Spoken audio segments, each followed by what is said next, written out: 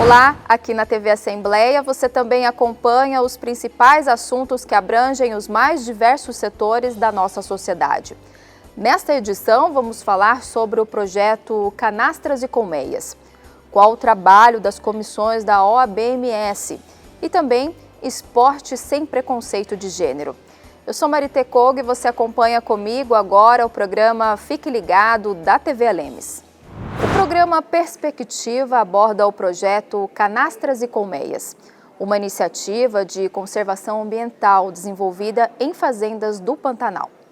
Em 2010 nós iniciamos o projeto, o Instituto é constituído cada vez mais, então estão surgindo parcerias e pesquisadores do Instituto, mas nós começamos o projeto e nosso Instituto basicamente, ele foi desenvolvido para a gente realizar pesquisa de duas espécies da nossa fauna, um pouco, como o tatu canastra, pouco conhecida, e o tamanduá-bandeira um pouco mais conhecido. Mas são duas espécies icônicas da nossa fauna e que tem muito pouco estudo ainda a respeito em vida livre, né? São animais da natureza. Então, a ideia principal é levantar informações sobre essas espécies e as necessidades que essas espécies, as duas que são ameaçadas, estão sofrendo em determinados hábitats ou ecossistemas, né? Como aqui no Mato Grosso do Sul nós temos o Pantanal e o outro ecossistema, o Cerrado. E aí, basicamente, em 2010, nós começamos o estudo com o tatu canastra, porque até então não se tinha informações básicas sobre a espécie, escolhemos essa espécie para iniciar o estudo, e o estudo começou com o principal propósito, que é levantar informações sobre história natural. Então, para a gente ter uma ideia, tentar resumir um pouco desses 12 anos de estudo que nós realizamos na fazenda Baía das Pedras, no Pantanal, da Inhacolândia, aqui no Mato Grosso do Sul, o tatu canastra é uma espécie que chega, é um mamífero, né? É uma espécie que chega a 1,5 metro de comprimento e pode pesar até 50 quilos e é muito pouco conhecida. Então, para você ter uma ideia, é uma espécie grande, pesada, né? E que é muito pouco conhecida. Então, tão pouco conhecida que até 2012 não se tinha informações de como que era um filhote de tatu canastra, não se tinha registro de como que era um filhote de tatu canastra.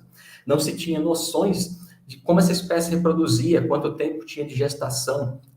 E aí, com o decorrer do tempo, nós descobrimos também que o tatu canastra, ele precisa chegar a uma idade adulta, que varia de 7 a 9 anos, para conseguir reproduzir, né, para chegar a essa idade adulta, para reproduzir, e para ter um filhote a cada 3 anos. Então, são dados que não se tinha até então, e que se a gente comparar com um cachorro, por exemplo, um cachorro pode ter, a grosso modo, pode ter filhotes com 6 meses de idade, o tatu canastra só a partir de 7 a 9 anos, o cachorro pode ter, dependendo de uma espécie, a gente contar um vira-lata, aí ele pode ter 8 a 12 filhotes numa gestação. O tatu canastra apenas um filhote a cada 3 anos, né? Os filhotes são bem dependentes da mãe, se sobreviverem e darem continuidade aí. E a partir disso, Lívia, nós continuamos nossos estudos sobre a história natural do tatu canastra, desenvolvendo ações de conservação e expandimos. A gente queria expandir para outros ecossistemas, como o Cerrado, por exemplo, no Mato Grosso do Sul. E, para nossa surpresa, nós fizemos aquele trabalho básico mesmo, fomos batendo de porta em porta, conversando com fazendeiros, com apicultores, com moradores locais, para saber se tinha o tatu canastra naquela região, para que a gente pudesse mapear o tatu canastra no Mato Grosso do Sul. E, para nossa surpresa, conversando com apicultores, eles falaram para a gente, olha, eu sei que aqui na região tem o tatu canastra, tanto é que nós temos problemas com esses animais. Eles destroem as nossas colmeias. Nós ficamos bastante intrigados com esse tipo de informação, porque até o momento, até 2015, 2016, quando começamos a fazer esse trabalho investigativo, o que a gente sabia do tatu canastra é que ele é um animal insetívoro, se alimenta basicamente de insetos, principalmente cupins e formigas, e que a gente não tinha ideia que o tatu canastra poderia se alimentar de colmeias, né? Destruir colmeias para se alimentar dessas colmeias. E o interessante para a gente foi que a gente colocou isso na cabeça e tem também outras espécies, que até como a irara, que são conhecidas como o papamel, né, em algumas regiões do Brasil, a gente duvidou que poderia ser outras espécies, e não só, não tatu canastra em si. E nós utilizamos aquelas armadilhas fotográficas, aquelas câmeras que têm sensores, quando passa alguém ou algum animal na frente, ela dispara fotos, né, ou filma.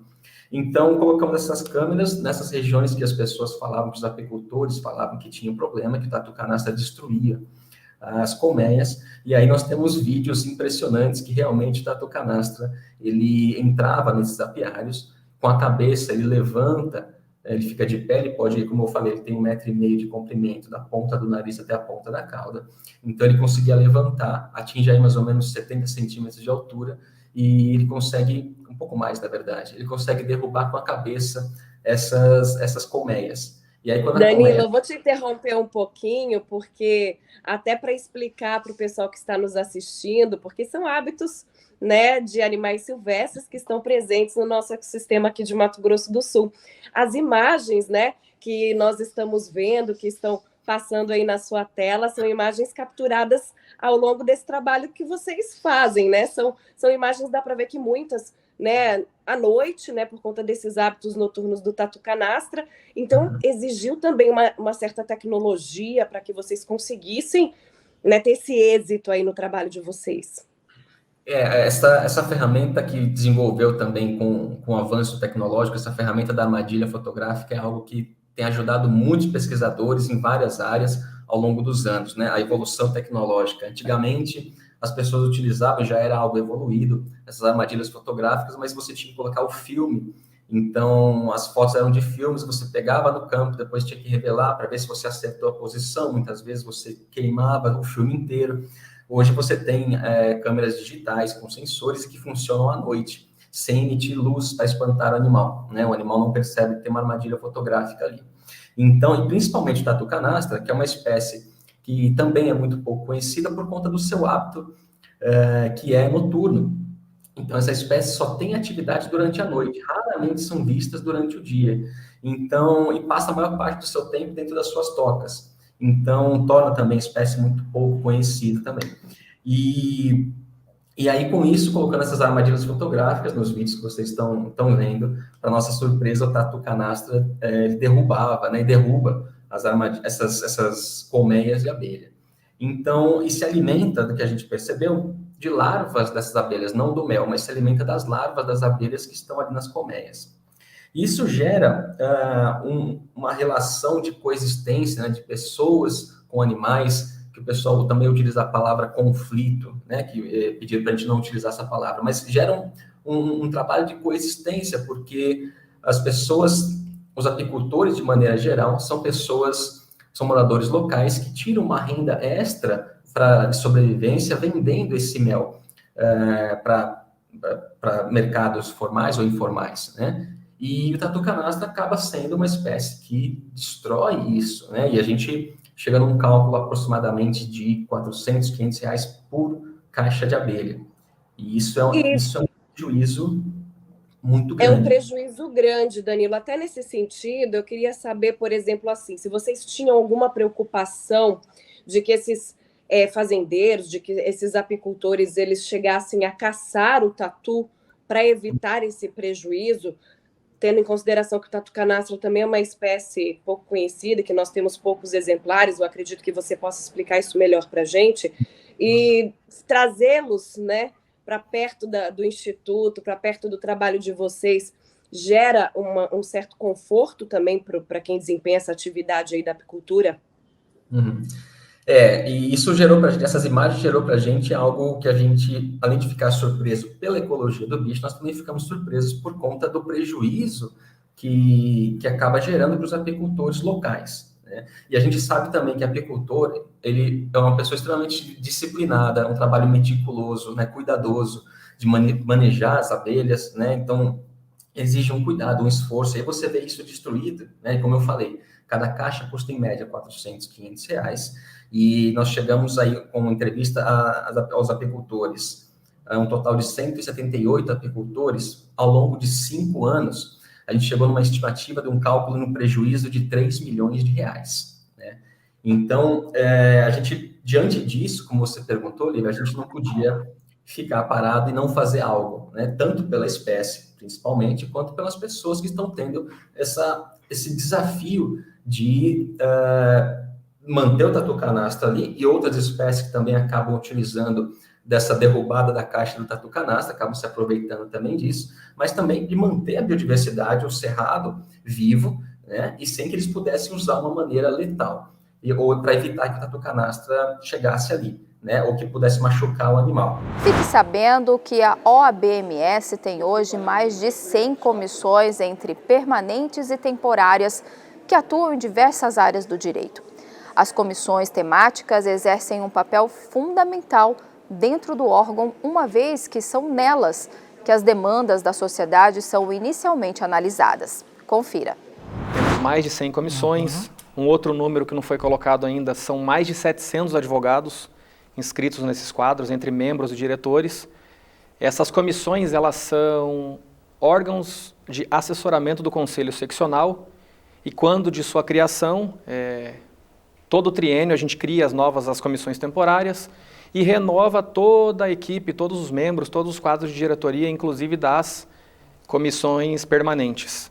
Esse trabalho, assim, entrando um pouco mais na sua pergunta, ele se dá muitas das vezes provocados ou pelo Conselho Seccional, como uma matéria que chega no Conselho para decisão, alguma temática para estudo, como a gente tem essas comissões temáticas, o Conselho acaba por encaminhar para um parecer de algum determinado tema, claro, afeito a cada uma dessas comissões, bem como provocada pela própria sociedade, quando de um requerimento incitando a OAB a se manifestar em algum determinado tema, até próprios órgãos do governo já também instaram a OAB a se manifestar. Então a gente, enquanto comissão, tem esse papel de fornecer dados, confeccionar pareceres, seja para instruir o Conselho Seccional ou mesmo para dar uma resposta à sociedade em diversos temas. Importante enfatizar, doutor, que o trabalho das comissões é um trabalho voluntário, né? Totalmente voluntário, é quase que um trabalho altruísta, né, do advogado, porque, óbvio, não dá para se dizer que ele não tem nenhum ganho, ele está sempre, vamos se dizer assim, em exposição. É uma tarefa onde você conhece vários colegas, você trabalha esse network, são inúmeros eventos que são realizados na nossa casa. Então, assim, dizer que é um trabalho onde o advogado membro não vai angariar nada é até quase que um contrassenso. Mas sim, ele não é remunerado dessa forma assim, monetária, ele não é monetizado de forma direta. E, na verdade, os presidentes de comissões, os membros, não que seja um trabalho de advogar para o outro, porque a gente não tem esse poder de polícia, né, Daniel?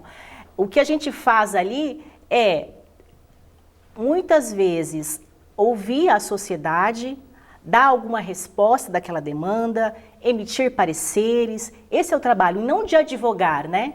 Claro. Até mesmo não poderíamos fazê-lo porque somos advogados, né? Se a gente tem um estatuto que a gente reza e preza por ele, obviamente a gente não daria dando uma consultoria gratuita dessa maneira. O que a gente faz é tentar atender a sociedade sempre na coletividade.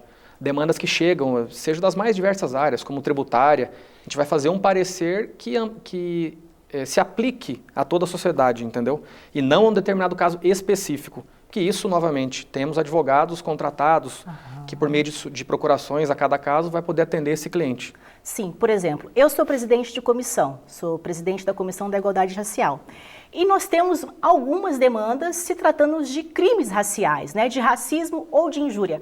A comissão já foi demandada uma certa vez, porque a autoridade policial se recusou a lavrar o boletim de ocorrência como uma injúria qualificada, né? Ele queria colocar como uma injúria simples, porque ele não entendeu que aquele fato que ocorreu era uma injúria qualificada. Então, a comissão foi demandada, nós fomos até a delegacia e pedimos que ele refizesse o boletim de ocorrência como uma injúria qualificada. Então, esse também é o papel, né, das comissões. Claro, note que nesse caso... De cobrar, né, o sistema, inquérito que está parado. Nesse caso específico, sim, isso foi uma ação em prol de uma pauta, ou enfim, não é daquela pessoa, ainda que às vezes se pareça que os assuntos se confundem, mas não é. Esse é o papel, sim, das comissões perante a sociedade. Doutor, todo advogado pode participar das comissões ou existe algum critério? Eu diria que deve, não só pode. Todo advogado inscrito nos quadros da advocacia sul-mato-grossense, né, que é o nosso caso, seja como inscrição definitiva, originária daqui de Mato Grosso do Sul, ou mesmo suplementar. Ou seja, ele pode ser proveniente de outra até unidade da federação, inscrito em outra seccional, desde que ele tenha essa inscrição suplementar no nosso estado, ele pode, não só pode, como deve participar, para se integrar à sociedade, à advocacia local. Eu acho extremamente importante isso. E é importante que a anuidade esteja em dia também para esse processo, né? Então, a gente tem algumas tem algumas especificações técnicas de como o advogado pode participar. Uma delas é essa, estar em dia com suas obrigações financeiras com a casa e não ter também nenhuma condenação disciplinar em seu desfavor lá na casa também. Então, na verdade, o trabalho das comissões acaba sendo um elo com a sociedade também. É evidente que nós temos o trabalho com a advocacia, mas também o trabalho das comissões ele vai além dos muros da OAB. Sem dúvida, e eu poderia até te elencar inúmeros casos, fatos, né, que aconteceram, reais, como a briga na época da taxa do lixo imposta aqui em Campo Grande, que a OAB interviu mediante a Comissão de Assuntos Tributários. Falo até com propriedade, porque era presidente da comissão na época de assuntos tributários. Depois a questão do ICMS do diesel. Agora, por último, aquele aumento, majoração da alíquota do ICMS da gasolina. Então, a gente sempre, quando demandado pela sociedade, não vai se obstar a responder e tomar as medidas que a gente entender cabíveis, enquanto instituição. Doutor, e o bacana é que você teve essa experiência de ser presidente de comissão. Então, o seu olhar enquanto coordenador é um olhar macro, né? Macro, estive como presidente durante 4 anos de uma das comissões e participei de inúmeros eventos. Claro, foi antes da pandemia, fazíamos colégios presenciais de todos os presidentes. Então, tinha uma interação muito bacana naquela altura, naquela época. Claro que devido à pandemia isso deu uma esfriadinha, esses encontros, essas reuniões. Mas a gente agora, na coordenação, a gente tem procurado, vamos voltar com esses colégios de presidentes, para integrar mesmo esses presidentes e fazer os trabalhos como um todo. Bom, para o jovem advogado, né, recém-formado, saindo da universidade, aquela dúvida, o que fazer, qual área do direito eu vou atuar, porque o direito ele é muito amplo, né? Existem vários segmentos que você pode atuar. E a comissão, ela te dá essa possibilidade, primeiro, de você conhecer a área, né, de atuação que futuramente você pode atuar e também de estreitar relacionamentos. Sem dúvida, Silvia. Essa participação do jovem advogado, claro, a gente costuma até dizer que o advogado sai dos bancos universitários com muita pouca prática. A gente aprende muita teoria, mas a advocacia na prática ela é diferente. Então, eu acho que ingressar nas comissões já como uma estratégia, uma iniciativa de algo que você tem um pouco de afinidade. Claro, o próprio exame de ordem, ele é segmentado por áreas. Às vezes a pessoa fez no direito administrativo. Procure essa comissão de direito administrativo, se você tem uma afeição a essa área. Você vai ter um network, você vai saber dos assuntos que estão em pauta, pertinentes a essa matéria. Inclusive, quanto ao jovem advogado, é importante também lembrar da comissão da jovem advocacia.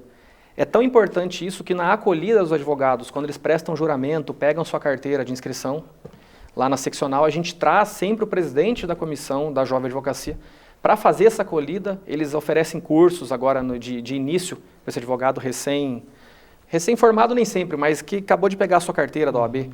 Então, assim, é muito importante essa integração inicial com as comissões, sem dúvida.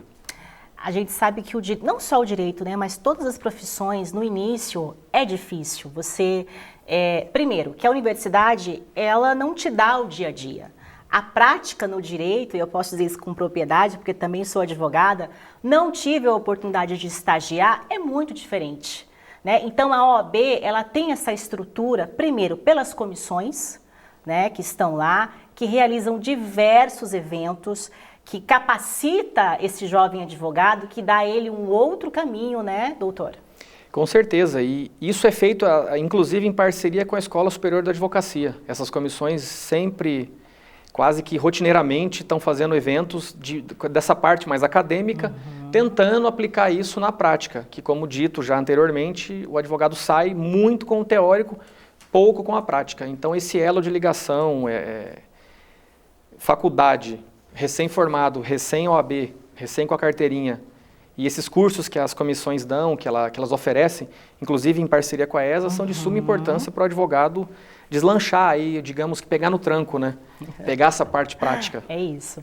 Doutor, para os advogados que estão nos assistindo, qual que é o procedimento para fazer parte de uma comissão?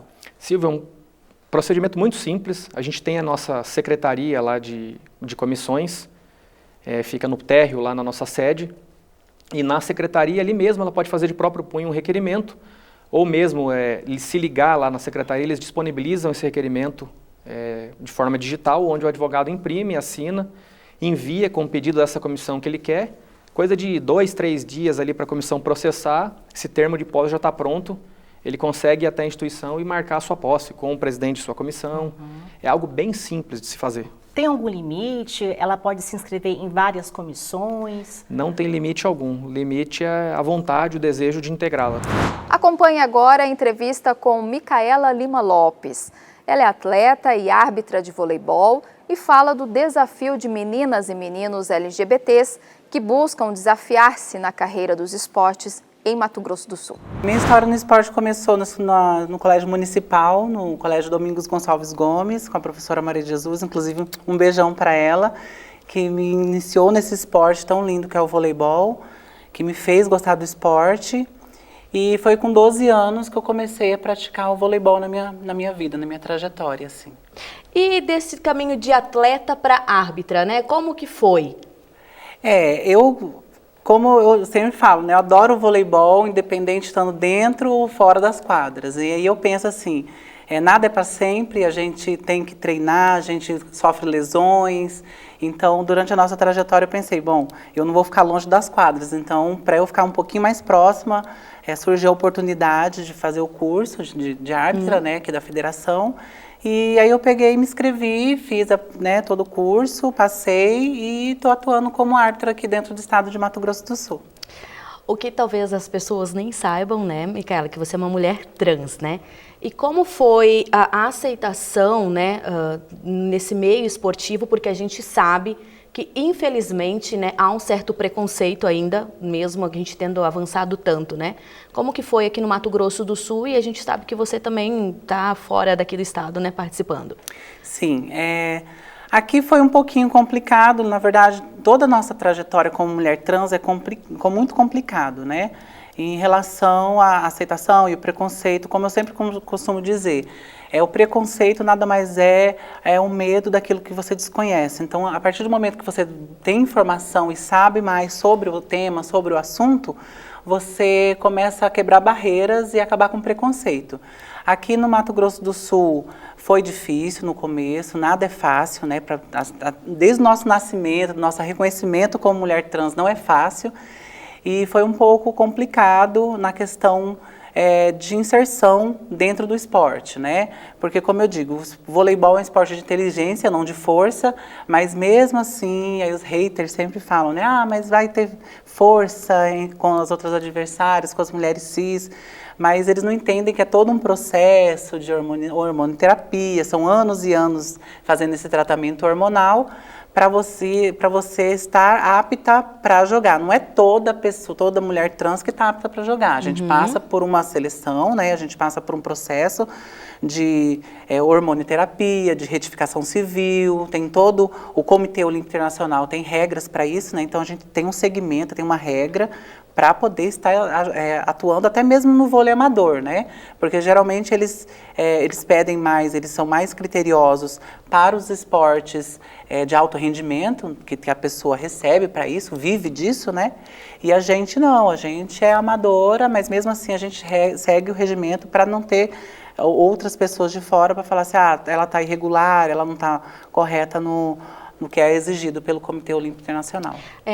Esse questionamento também, quando nós temos o período das Olimpíadas, de Copa do Mundo, ressurge, né, essa questão assim das jogadoras, dos jogadores trans, né?